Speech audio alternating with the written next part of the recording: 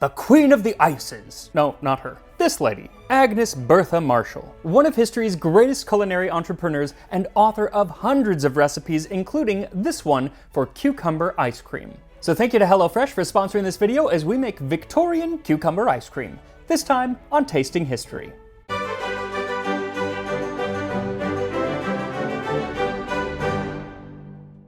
So yes, this recipe is for a rather interesting ice cream flavor, but by no means is it Agnes Marshall's craziest ice cream recipe. I figured it was just crazy enough that you might actually try it. Cucumber cream ice. Peel and remove the seeds from the cucumber, and to one large-sized cucumber add 4 ounces of sugar and a half pint of water. Cook till tender. Then pound and add to it a wine glass of ginger brandy and a little green coloring, and the juice of 2 lemons. Pass through a tammy and add this to 1 pint of sweetened cream or custard. Freeze and finish as usual. So one ingredient here needs a little explanation, and that is the green coloring. Now, she actually in later recipes says to use her version of green coloring, which she says is non-toxic. And she has to say that because throughout much of the 19th century, many of the food colorings were very toxic. See, vegetable food dyes had been around for centuries, but by the 19th century they started to lose popularity in favor of something that could give you really vibrant colors, like copper salts, mercury-laced vermilion, or even the famous Scheele's green. So the 1970s had avocado green, the 1990s was all about beige, but the 19th century, the color was Scheele's green. Developed by chemist Carl Scheele, it was used to dye clothes, paint, wallpaper, drapes, and even food. The only issue was it was extremely high in arsenic, and so often when women wore the clothes they would get sick, and it's even thought that it may have led to the cancer that killed Napoleon Bonaparte, as the walls of his house of exile on St. Helena were wallpapered Scheele green. And there are several cases of it being used to dye food. There was actually one time where it killed 3 dinner guests. So no matter what you use, make sure it's non-toxic. You want to stay nice and healthy. And another way to eat nice and healthy is by ordering from today's sponsor, HelloFresh.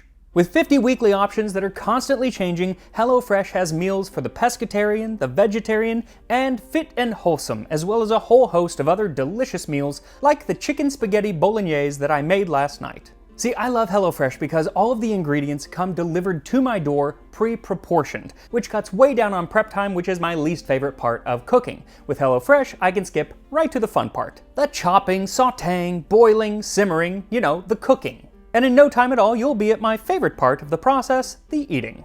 HelloFresh saves a lot of time and it saves a lot of money because you're not having to buy more than you actually need, and you're not having to waste anything because you're not throwing out extra ingredients because everything's there. So give HelloFresh a try by going to HelloFresh.com and use code TASTINGHISTORY16 for up to 16 free meals plus 3 surprise gifts. That's HelloFresh.com, code TASTINGHISTORY16. And after you eat your meal from HelloFresh, you can finish up with dessert like cucumber ice cream. And for this recipe, what you'll need is 1 large cucumber. She's not specific as to which kind of cucumber to use. I used an English cucumber, but a garden cucumber will work just as well. A heaping half cup or 115 grams castor sugar, 1 1/4 cup or 295 milliliters of water, a little bit of that non-toxic food dye, and how much you use is really going to be up to you, but we'll get to that later. A bit less than 1/4 cup or 55 milliliters of ginger brandy, and you can use more or less, but Whitaker's Almanac says a wine glass is 2 imperial ounces, which is a little less than 1/4 cup. Also, as I've never actually had ginger brandy, I might as well give it a taste, right? Ooh, smells gingery.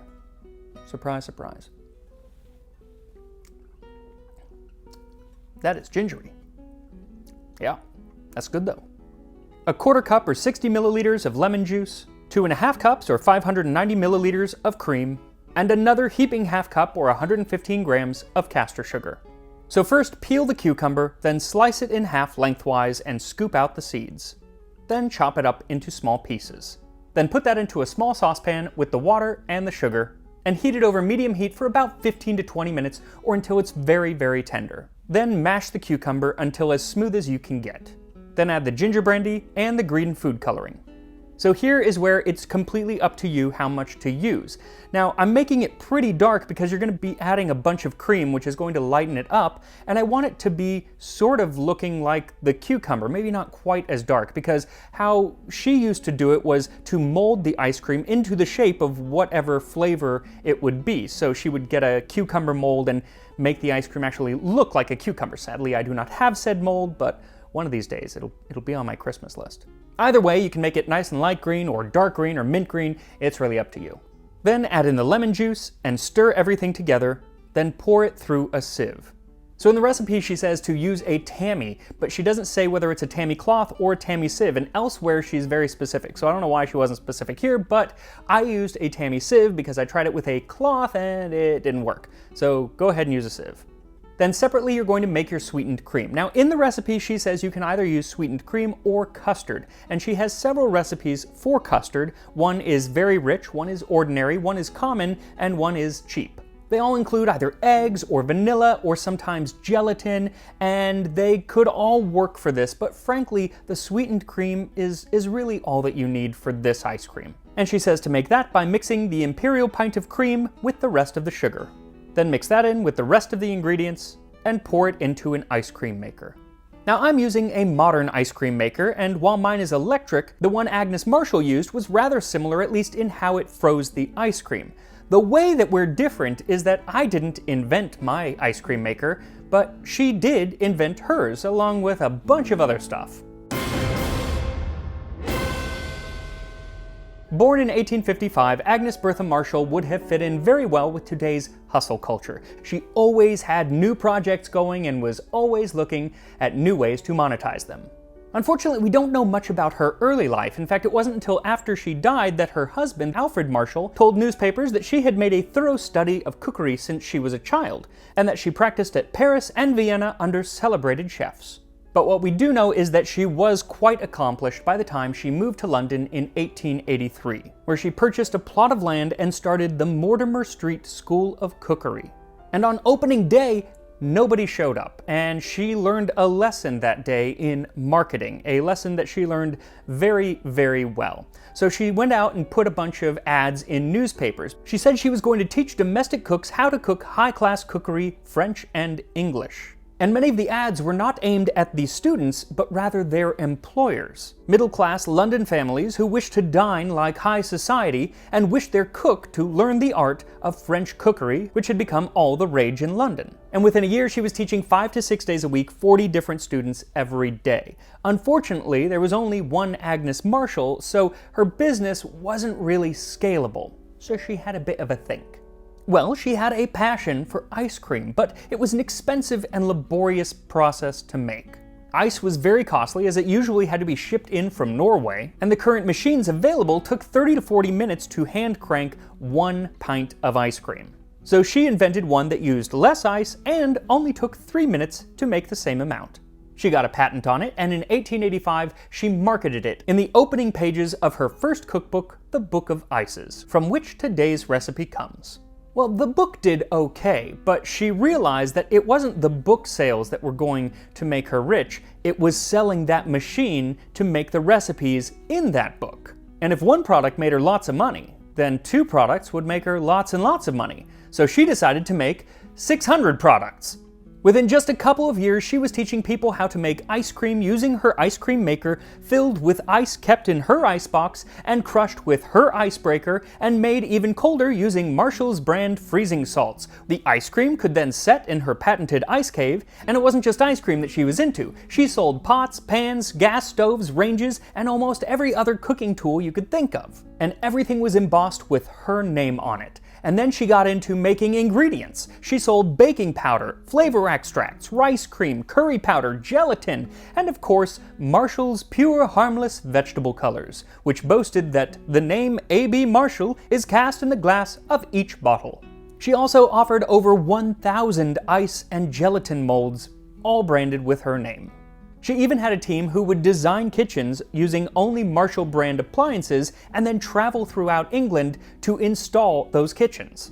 In her free time, she launched a magazine called The Table. It had recipes, menus, food buying guides geared toward the housewife or the domestic servant, and articles where she could give her feelings on different things in society, like the low quality of butter in England at the time and the adulteration of cocoa in the country.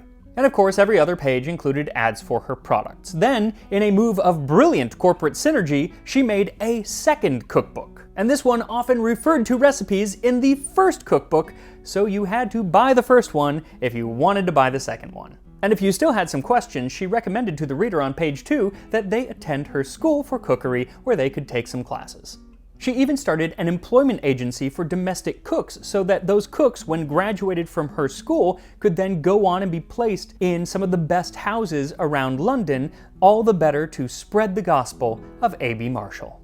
Well, after publishing yet a third cookbook, she decided to take the show on the road and started cooking for audiences in auditoriums all over England. The London Times said, "In a few clear words, Mrs. Marshall explained what she intended to do and how she proposed to proceed. And for 2 hours, she completely engrossed the earnest attention of some 600 people, instructing and entertaining them at the same time. At the end of the lecture, or performance, whichever it may be called, her labors elicited a unanimous outburst of applause." She was like Julia Child before Julia Child, though only in England, because she took the show on the road to the US, but the States just weren't really ready for her brand of culinary entertainment. In fact, the most flattering article focused mostly on her rather than the content of what she was actually doing. Mrs. Marshall is a brunette of fine form and bearing, under middle age, with a ruddy complexion that characterizes English women. She is a fluent talker and speaks with a marked English accent. Newspaper definitely sent their B team on that one, but it didn't really matter because Agnes used the trip as a way to gather American recipes for her next cookbook. Philadelphia and Chicago-style donuts, Saratoga potato chips, and the decidedly American corn on the cob. Though plain butter and salt just wasn't interesting enough for her, so hers is served cold with a mayonnaise sauce and pureed oysters. But that experimental form of recipe was really staying in line with other recipes that she had written. Cucumber ice cream, for example, but even that was on the tamer side by the time she got to her fourth cookbook, Fancy Ices, published in 1894. Here she features everything from a sweet asparagus cream to a fish curry gelatin and frozen foie gras soufflé. What's impressive is that almost every recipe in the book includes at least 3 ingredients that are only available for purchase by A.B. Marshall. The woman was a business genius. The book also included the first known recipe for something like an ice cream cone. Now, the cone as we know it didn't show up until the 1904 World's Fair in St. Louis, and there's debate over who was the first person to actually make it. But a decade earlier, Marshall's recipe for cornets with cream were very similar to an orange flower flavored waffle cone, though she says that it should be served not held but on its side, but she does say that it would make a perfect holder for ice cream. She definitely saw into ice cream's future, but it was just a few years to get to the ice cream cone. It was a century to get to another idea that she had. See, in 1901, she wrote about something that had just been invented a few years before.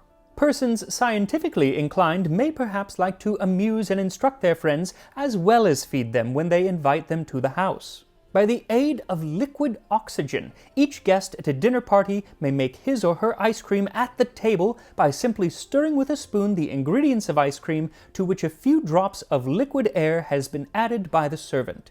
At picnics, it would be invaluable. Now, she never got to put her idea into practice, but about a century later, the multi-Michelin star chef and the lover of food history, Heston Blumenthal, started making ice cream at one of his restaurants using liquid nitrogen, though probably not at picnics. Now, in 1904, at the height of her culinary empire, Agnes Marshall fell off of a horse and never fully recovered, and a year later, just before her 50th birthday, she died. Her books were sold to Ward Locke, publisher of the more famous yet less accomplished Mrs. Beeton. But sadly, they decided not to keep Mrs. Marshall's books in print. But her husband did keep her school going and kept the catalog of products for sale as Marshall's Limited, and they stayed on sale all the way through World War II. Lucky for us, while her businesses are long since forgotten, her recipes are not. Like this one, for cucumber ice cream. So once the ice cream has frozen, you can eat it right away. Though in her book she usually suggests to let it harden in her ice cave, either by itself or in one of her molds, which you would have to purchase. They were made of pewter, she had tons and tons of them. And like I said, they were often shaped like what the flavor was, but sometimes they could also be shaped as rabbits and flowers and all sorts of other things. Again, I don't have one, but someday. But even without a mold, here we are. Agnes B. Marshall's cucumber ice cream.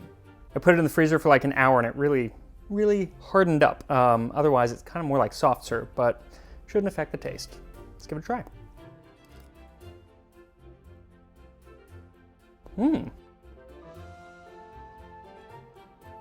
It's very refreshing. You can really taste the cucumber. Really comes through. I didn't think it would because it's just not that much cucumber. In fact, I worried that the ginger brandy would really overpower it, but honestly, I don't taste it at all. You could probably forego it. I mean, you shouldn't. Yeah, add a little bit in there, but I think if you don't drink brandy, then it's not going to be a big loss. But really good. Very refreshing and really smooth. One more. It's just creamy. It is not like a sorbet at all, but it's still refreshing. But it is definitely a dessert. It's not a palate cleanser. It's a dessert. And I think like one scoop would be fine. I don't see me sitting there with a whole quart, which I've done, but not with this. It's a little more nuanced. Now, Ms. Marshall had a wonderful quote that I think is pretty apropos for this dessert. "The aim of a properly constructed sweet is to convey to the palate the greatest possible amount of pleasure." And I think she's done just that. The flavor, the texture, the level of sweetness, it is sweet, but it's not overpoweringly sweet. I think she's done it. By Jove, she's done it. So go make a little ice cream or go buy some ice cream, whether it's cucumber or any other flavor, just because pretty much all ice cream is good. And I will see you next time on Tasting History.